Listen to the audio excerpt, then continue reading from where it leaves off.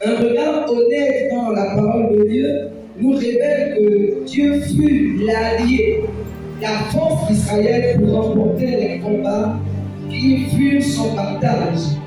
Dieu fut le secret, la raison de leur victoire sur leurs ennemis. De même qu'Israël, le peuple de Dieu que nous sommes, chaque enfant de Dieu, a et aura des combats à mener afin de rentrer dans les promesses, le plan merveilleux que Dieu a pour nous ici-bas sur la terre avant d'aller au ciel. Amen. De même qu'Israël a dû combattre afin de rentrer dans la terre promise, les enfants de Dieu que nous sommes, nous aurons aussi des combats à mener afin de rentrer dans le programme divin qu'il a pour nous avant que nous n'allions au ciel. Père Céleste, merci. Pour nous davantage être concentrés pour comprendre ce que tu as mis sur la terre. Que nous connaissions pleinement à ta parole. Au nom de Jésus. Amen. En introduction, nous disons ceci.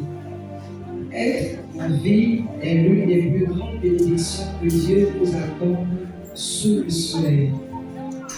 Aussi, disons-nous souvent, tant qu'il y a la vie, il y a toujours de l'espoir. Ou encore, rien ne vaut la vie. Cependant, aussi vrai que être en vie est une grâce, de même nous disons et reconnaissons très souvent que la vie est un combat. C'est dire qu'elle est remplie de luttes, de difficultés diverses à surmonter pour réellement vivre et survivre. Le témoignage de l'Écriture nous le montre en général, et en particulier l'histoire du peuple d'Israël qui parvint à sortir d'Égypte après que Dieu ait combattu pour l'en libérer, nous le témoigne également.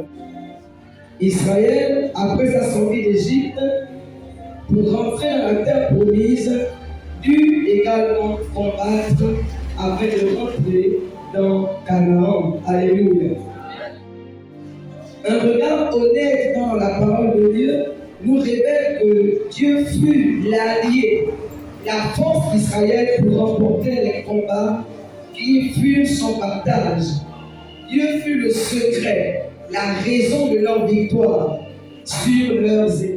De même qu'Israël, le peuple de Dieu que nous sommes, chaque enfant de Dieu, a et aura des combats à mener afin de rentrer dans les promesses, le plan merveilleux que Dieu a pour nous ici-bas sur la terre avant d'aller au ciel. Amen. De même qu'Israël a dû combattre afin de rentrer dans la terre promise, les enfants de Dieu que nous sommes, nous aurons aussi des combats à mener afin de rentrer dans le programme divin qu'il a pour nous avant que nous n'allions au ciel. Nous sommes d'accord, n'est-ce pas? C'est ainsi que notre thème ce matin est « Avec Dieu, tu peux vaincre Amalek et les géants de Canaan. » Alléluia. Amen. Avec Dieu, tu peux vaincre Amalek et les géants de Canaan. Le but de ce message est de nous amener à avoir davantage Dieu comme allié d'une part et de réaliser d'autre part qu'avec lui, nous vaincrons les géants qui s'opposent aux grâces, aux bénédictions, à la destinée que Dieu a pour nous, et cela sur tous les plans, personnel, familial, académique, professionnel et spirituel, etc. Alléluia. Dès lors, nous verrons premièrement la réalité de Amalek et des géants qui s'opposent à la possession de ce que Dieu a prévu et voulu. Notre premier point sera la réalité de Amalek et des géants qui s'opposent à la possession de ce que Dieu a prévu pour toi et pour moi. Deuxièmement, nous verrons l'importance capitale d'avoir Dieu pour allié dans nos combats afin de remporter les dites victoires par sa force. Alléluia. En un, réalité de Amalek et des géants qui s'opposent à la possession de notre montagne, notre Canaan. c'est le premier point que nous allons voir ensemble. Nous allons lire dans Exode, chapitre 17, Exode 17, verset 8. Il est écrit: Amalek vint combattre Israël à Éphidim. Amen. Amalek vint combattre Israël à Éphidim. Nous lisons le deuxième passage dans Nombre chapitre 13, les versets 26 à 33. Nombre 13, pour moi, les versets 26 à 33. Nombre 13, 26 à 33. À leur arrivée, ils se rendirent auprès de Moïse et d'Aaron et de toute l'assemblée des enfants d'Israël à Kadès dans le désert de Paran. Ils leur firent un rapport ainsi qu'à toute l'assemblée et ils leur montrèrent les fruits du pays. Nous sommes maintenant au verset 27. Voici ce qu'ils racontèrent à Moïse.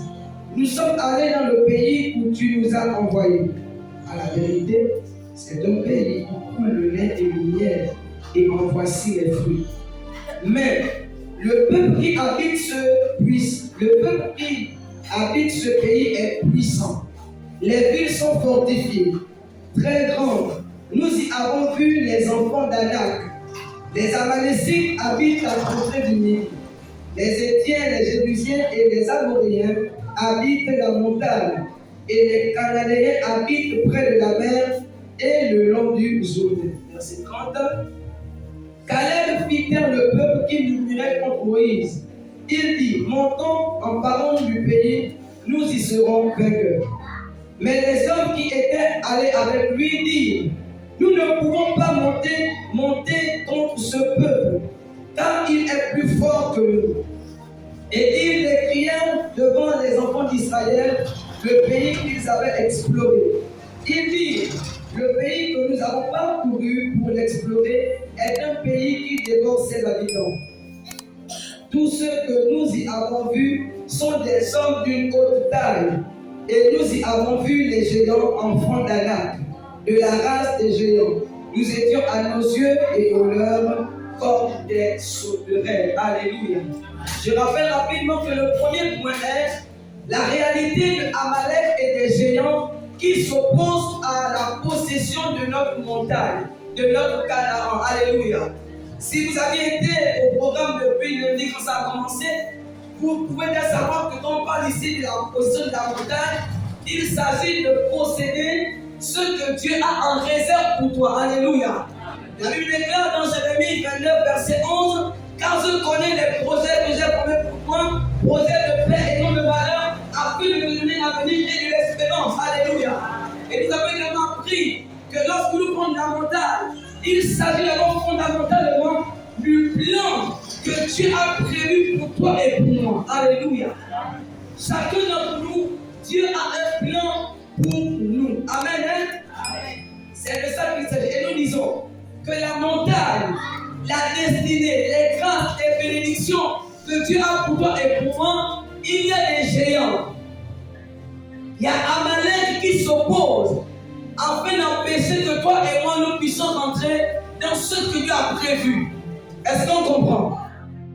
Et dans le texte que nous venons de lire, donc nous verrons d'abord ici deux cas. Nous verrons d'abord le cas d'Israël et après le cas des enfants de Dieu que nous sommes. Dans le texte que nous avons lu, Israël était sorti d'Égypte et ils étaient en train de partir à Canaan. Mais avant d'aller à Canaan, Moïse va leur demander de partir explorer le pays. Alléluia. Amen. Donc sous instruction divine, ils vont partir explorer le pays. Et quand ils vont explorer le pays, ils vont reconnaître premièrement que c'était un bon pays. Que ceux que Dieu avait en réserve pour eux étaient bons. Ils vont dire que c'est un bon pays. Au verset 28, ils vont dire ceci. Ils vont dire que les propriétaires du pays sont un peuple puissant. Est-ce qu'on comprend? Après avoir exploré le pays, ils ont vu que c'était un bon pays, mais il y avait un mais. Le mais était que ceux qui étaient propriétaires du pays étaient un peuple puissant. Et quand on parle de puissant, Cela signifie qu'il y a beaucoup de pouvoir, qui est capable de produire un effet considérable, un peuple qui était fort. Et je pense que les humains que nous sommes, de façon générale, on ne se mesure pas souvent à plus fort que soi, non? Bon, au verset 31, ils vont dire ceci. Nous ne pouvons pas monter contre ce peuple, car il est plus fort que nous. On ne peut pas parce que le peuple là est plus fort que nous. Verset 32 et 33, ils vont dire, c'est un pays qui dévore ses habitants. Les hommes d'une haute taille y habitent. Nous y avons vu les géants, les enfants d'Anak. Nous étions comme des sauterelles à nos yeux et aux leurs. Ils sont en train de décrire la réalité de là où Dieu nous envoie. Ils disent, l'endroit est bien, mais on ne sait pas ce que là il a fait le vrai calcul, hein? Il s'est trompé absolument, hein? Qui étaient les Anakim? Le dictionnaire biblique nous apprend ceci. Les Anakim sont les descendants d'Anak, ayant une stature et une force proverbiale, c'est-à-dire une force exceptionnelle. Ils servaient de référence pour évaluer la taille et la force de notre peuple. Un dicton disait même ceci: qui peut résister aux descendants d'Anak? Les Anakim, le peuple qu'ils vont rencontrer là-bas, le peuple. Donc c'était un peuple qui était vraiment doté d'une force exceptionnelle, une taille vraiment imposante. C'était des géants. Et tellement qu'ils étaient reconnus pour leur force, qu'il y avait un dicton qui disait qui peut résister aux descendants d'Anak. En méditant, je me suis rendu compte que quelque part, Israël, en fait, n'est-ce pas, était très connecté à la réalité de ce qu'il vivait.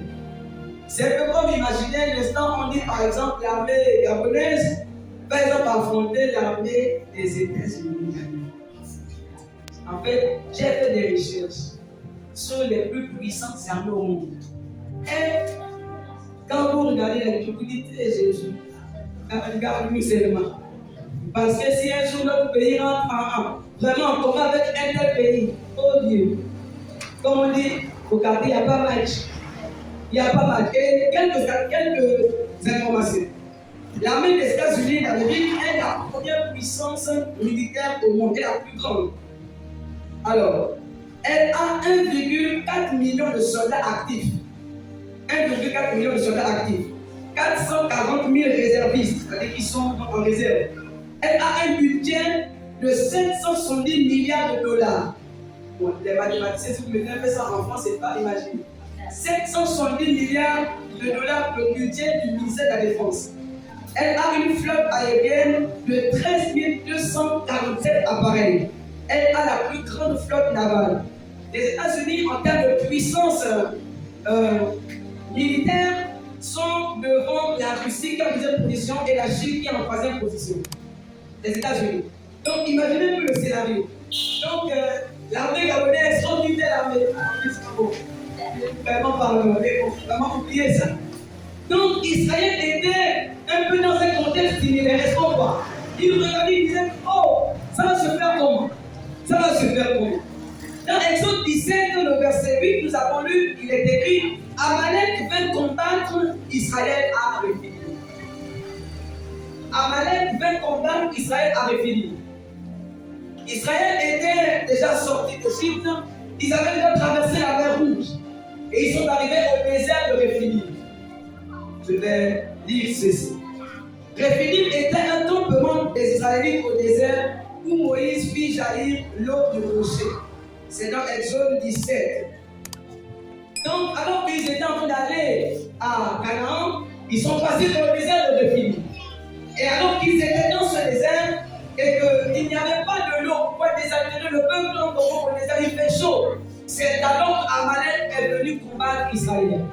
Autrement, il est venu combattre Israël quand Israël était défavorisé.